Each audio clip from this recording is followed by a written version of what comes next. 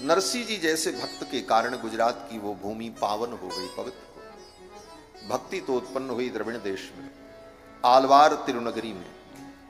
और ये बात भागवत में वेदव्यास जी क्यों कहते हैं, इसके पीछे बहुत बड़ा रहस्य है। श्रीमद् भागवत की जब रचना हुई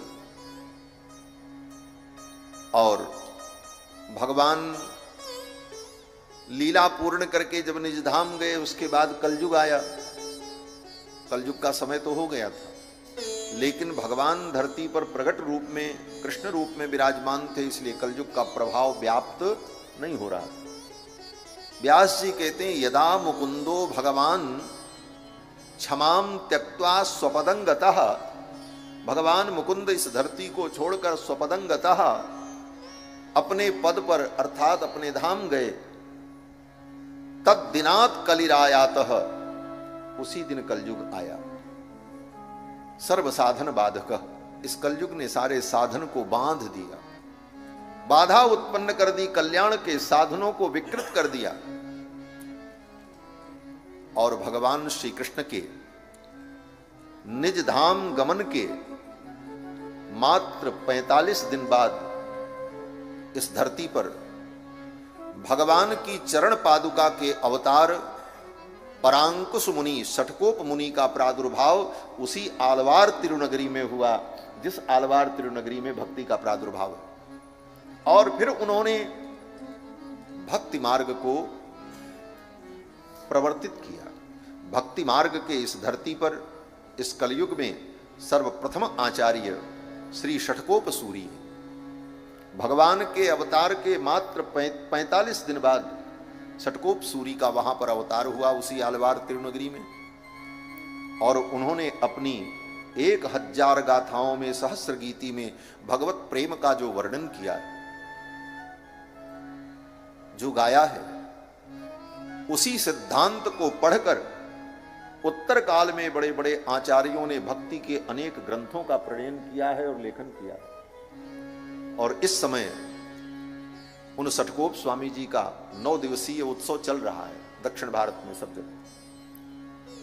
वृष राशि के सूर्य हों और विशाखा नक्षत्र, ये षटकोप स्वामी के अवतार का काल है। और उनका उत्सव सर्वत्र दक्षिण भारत में मंदिर मंदिर में इस समय चल रहा है। तो श्री षटकोप सूरी जो हुए, भगवान की चरण पादुका के अवतार, उन्होंने अपनी 1000 गाथाओं में, सहस्र गीति में भगवान श्री कृष्ण के प्रेम का जो वर्णन किया है, रो रो करके, वहीं से भक्ति रस का संचरण हुआ है। इसीलिए वेद व्यास जी ने पहले ही संकेत किया इस कथा के माध्यम से। भक्ति महारानी कहती है, उत्पन्ना द्रविणेशाह, मैं द्रविड़ देश में उत्पन्न हुई। षटकोप स्वामी जी की भक्ति अपनी सहस्र गीति में जब कृष्ण की लीला का स्मरण करते हैं कि कृष्ण को यशोदा ने रस्सी लेकर उलूखल में बांध दिया। पहले तो बांधने की कोशिश करती रही, रस्सी छोटी पड़ती रही।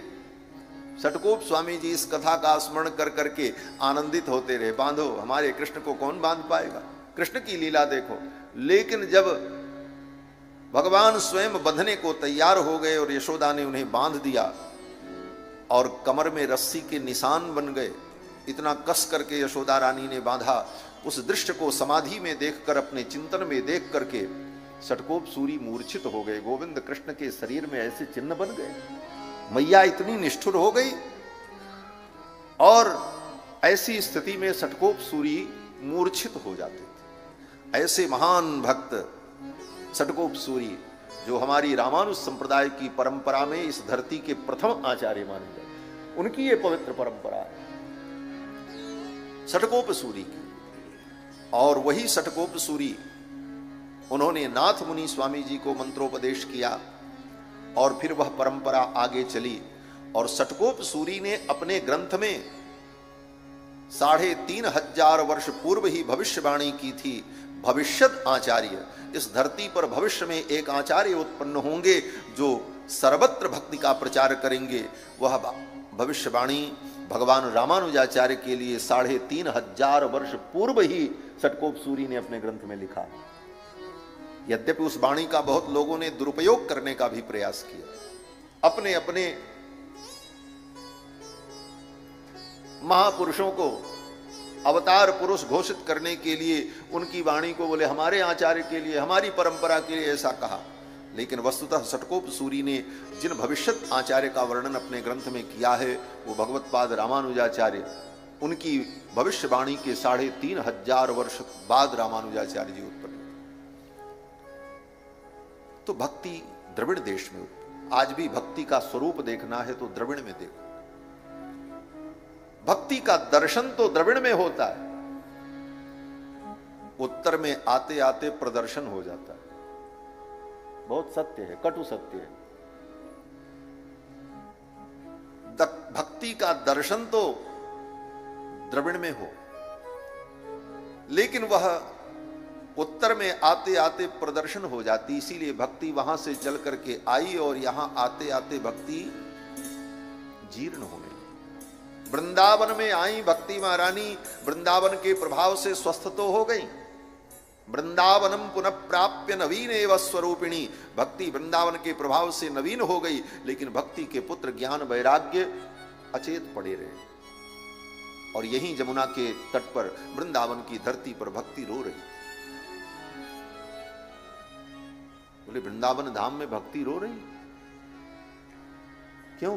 बोले उसके पुत्र ज्ञान वैराग्य जो है वो अचेत पड़े थे, इसलिए भक्ति रो रही। भक्ति वृंदावन में रो रही है, विचारणी है, क्यों रो रही है? ये भक्ति की कथा हमारे जीवन का दर्शन है, हमारे जीवन की कथा है। ये हमारी परिस्थिति दिखला रही। क्या दिखला रही? बोले हमारे अंदर भी भक्ति है और वो भक्ति हमको वृंदावन लेकर के आई।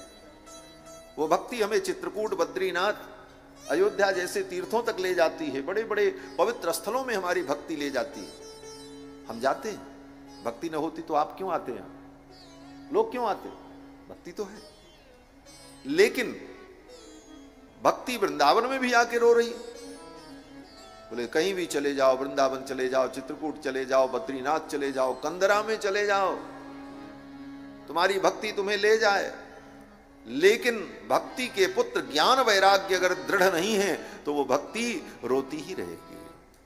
आज हम भी वही रो रहे हैं। भक्ति तो है लेकिन न ज्ञान दृढ़ हो रहा, न वैराग्य दृढ़ हो रहा। छोटी छोटी बातों पर हम उलझ जाते हैं, हमारा अहंकार टकरा जाता है, हमारा स्वाभिमान टकरा जाता है। छोटी सी वस्तु के नाश पर हम बिलखने लगते हैं। ज्ञान दृढ़ नहीं है, वैराग्य दृढ़ नहीं है, मोह छूट नहीं रहा है। भक्ति तो कर रहे हैं, इसलिए भक्ति करते हुए भी रो रहे हैं, सुखी नहीं हो पा रहे। भक्ति के साथ साथ जब तक ज्ञान वैराग्य दृढ़ न होगा तब तक भक्ति करते भी रहोगे, रोते रहोगे, चलता रहेगा काम। भक्ति का जो रस है, जो आनंद है, जो परम शांति है, वो प्राप्त नहीं होगी। क्यों? बोले ज्ञान वैराग्य दृढ़ नहीं। वृंदावन में आकर के भक्ति के रोने का एक ही कारण था, उसके पुत्र ज्ञान वैराग्य अस्वस्थ पड़े थे, वृद्ध थे। क्यों वृद्ध थे? भक्ति महारानी कहती हैं कि ये मेरे पुत्र जो ज्ञान वैराग्य हैं, ज्ञान वैराग्य नामानु काल योगे न जर्जरो, कलयुग के प्रभाव से ये जर्जर हो गए, बूढ़े हो गए। आज भक्ति तो हमारे आपके अंदर दिखती है, लेकिन ज्ञान जर्जर है, वैराग्य बोले जर्जर है। जर्जर का मतलब जो रहे तो लेकिन किसी काम का न हो। वृद्ध जैसे बूढ़ा व्यक्ति होता है, रहता तो है, व्यक्ति में उसकी गणना भी होती है, उसकी उपस्थिति भी मानी जाती है, लेकिन वो कुछ कर नहीं पाता। क्यों? बोले शरीर उसका आसक्त हो गया। ज्ञान है, वैराग्य भी हमारे आपके अंदर है, लेकिन वो दृढ़ नहीं हो रहा है, इसलिए भक्ति को रोना पड़ रहा है। अब ये ज्ञान वैराग्य दृढ़ कैसे हो? भक्ति महारानी ने कहा देवर्षि आप कृपा करो। आप जैसे संत की जब कृपा होगी तब ज्ञान वैराग्य दृढ़ होगा। चाहे जितना तीर्थ भ्रमण कर लो, चाहे जितना कुछ कर लो, लेकिन जब तक वैराग्यवान पुरुष की कृपा न हो, संतों की वाणी जीवन में न उतरे, तब तक न ज्ञान दृढ़ होगा न वैराग्य दृढ़। भक्ति महारानी ने कहा आप हमारे इन दोनों पुत्रों को ठीक कर दो, इनका ज्ञान, इनको दृढ़ बना दो, हमारा दुख दूर हो जाएगा। तब नारद जी ने ज्ञान वैराग्य को स्वस्थ करने के लिए गीता सुनाई, उपनिषद सुनाया। नारद जी ने सोचा उपनिषद में सारा ज्ञान भरा है, उपनिषद सुना दें, ज्ञान ठीक हो जाएगा। गीता ज्ञान का भंडार है, गीता सुना दिया। लेकिन सब सुनाने के बाद भी न ज्ञान में कोई परिवर्तन आया, न वैराग्य में कोई परिवर्तन आया। ये वेद वेदांत का कितना भी बड़ा प्रवचन सुन लो, बड़ी बड़ी व्याख्याएं वेदांत की, लेकिन वो ज्ञान दृढ़ नहीं हो पाता। संस्कार हो, भक्ति की महिमा हो, भगवान की कृपा हो तो दृढ़ हो जाए, अन्यथा सुन लिया जाता है, समझ लिया जाता है, लेकिन वो दृढ़ नहीं होता। बड़े बड़े वेदांतियों को धन के लिए झगड़ा करते इसी संसार में देखा जाता है। वेदांतियों को, बड़े बड़े वेदांती महाराज, क्या वेदांत पढ़ा जब धन के लिए झगड़ा होता रहा, भूमि के लिए, संपत्ति के लिए झगड़ा, तो वेदांत का फल क्या हुआ? नारद जी ने वेद वेदांत सब सुना तो दिया। मुखम संयोज्य करणांते, ज्ञान वैराग्य के कानों के पास जाकर के नारद जी ने सब सुनाया। वेद वेदांत घोषैश्च गीता पाठैर मुहुर्मुहु, बार बार गीता सुनाई, लेकिन न ज्ञान हिला न वैराग्य हिला, पड़े रहे दोनों अच्छे। तब नारद जी को बड़ी चिंता हुई। उसी समय आकाशवाणी हुई। आकाशवाणी ने कहा इनके लिए आप सत्कर्म करो, तब ये ठीक हो जाएंगे ज्ञान वैराग्य। नारद जी ने सोचा क्या सत्कर्म करें, पूछने वाले थे तब तक आकाशवाणी बंद हो गई। आकाशवाणी ने इतना ही कहा कि एतदर्थम तु सत्कर्म सुरर्षे त्वं समाचर, हे देवर्षि इनके लिए आप सत्कर्म करो। अब नारद जी चक्कर में पड़ गए, कौन सा सत्कर्म करें? ये वेद वेदांत का पाठ, गीता का पाठ, क्या ये सत्कर्म नहीं है? ये भी तो सत्कर्म है। नारद जी ने भक्ति महारानी से कहा देवी अब आप यहीं बैठो, हम तो चले। बोले हमारा दुख कैसे दूर होगा? नारद जी ने कहा आपके दुख को दूर करने के लिए ही मैं जा रहा हूं, पहले पता तो लगाऊं कि वो सत्कर्म क्या है जिस सत्कर्म से ज्ञान वैराग्य स्वस्थ हो जाएंगे। और नारद जी चल पड़े पता लगाने के लिए। जहां जहां गए, जिन जिन लोगों से पूछा, किसी ने ठीक उत्तर नहीं दिया। पूरे धरती पर हाहाकार मच गया। क्या हाहाकार मचा? बोले नारद जी ऐसा प्रश्न लेकर के आ रहे हैं कि उसका उत्तर किसी के पास नहीं। अंत में नारद जी बद्रीनाथ धाम पहुंचे, उत्तराखंड में। और बद्रीनाथ धाम में भगवान के परम भक्त भगवत स्वरूप सनक सनंदन सनातन सनत कुमार ब्रह्मा जी के मानस पुत्र देवर्षि नारद के बड़े भैया, ये बड़े भैया हैं उनके, ये चारों वहां सत्संग करने के लिए एकत्रित थे। ये चारों भाई ब्रह्मा जी के पुत्र बड़े सत्संगी हैं महाराज। ये सदा भगवान का गुणानुवाद करते रहते हैं और भगवान की कथा सुनने और सुनाने के लिए इनको किसी के पास जाने की जरूरत नहीं पड़ती। न इनको श्रोता की जरूरत पड़ती, न वक्ता की जरूरत पड़ती, और कथा चलती रहती। बोले श्रोता भी नहीं, वक्ता भी नहीं, कथा कैसे चलती? बोले चारों वक्ता हैं, चारों श्रोता हैं। चारों वक्ता, चारों श्रोता। एक वक्ता बन जाते हैं, तीन श्रोता बन जाते हैं। जब वो वक्ता थक गए तब वो आकर के श्रोता बन जाते हैं। उसी श्रोता में से एक जाकर के व्यासपीठ पे बैठ जाते हैं, फिर वक्ता बन जाते हैं, फिर कथा शुरू हो जाती है। और यही इनके जीवन का व्यसन है। व्यसन बोले तो आदत, लत जिसे कहा जाता है। किसी को व्यसन हो जाए भांग खाने का तो बिना भांग के वो न रहे। जिसको व्यसन लग जाए तमाल सेवन का, वो तमाल के बिना नहीं रह सकता।